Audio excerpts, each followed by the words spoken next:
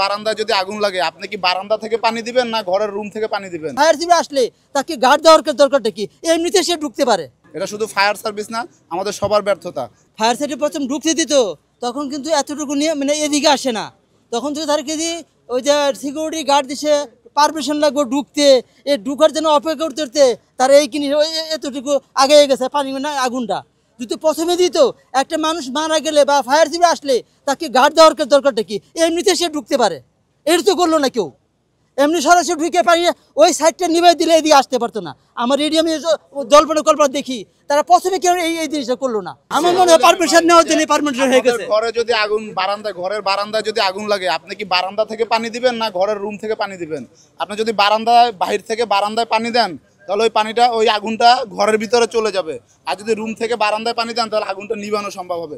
যখন কুরিয়ার গেটে আগুন লাগছে তখন যদি ওরা 8 নম্বর গেট থেকে ঢুকে, এই গেট তো বন্ধ থাকে, 2 নম্বর গেট তো বন্ধ থাকে, 8 নম্বর গেটের ওই সাইড খোলা থাকে, ওই সাইড থেকে ঢুকে যদি ওরা একটা সীমাবদ্ধতা নিয়ে ওরা এটা ব্যারিকেড দিয়ে তাহলে আগুনটা নিভে যেত।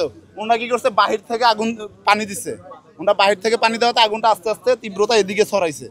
ঠিক আছে, এটা সিম্পল একটা বিষয়, এটা জনগণও বুঝবে, সবাই বুঝবে যে কারো বারান্দায় ঘরের বারান্দায় যদি আগুন লাগে সে আগুন রুম থেকে নিভাইতে হবে।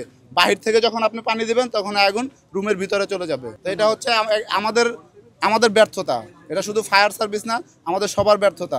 8 নম্বর গেট থেকে ঢুকলে ওই সাইডে কোনো গেট লক করা থাকে না, ওই সাইডে পুরাটা ফাঁকা থাকে।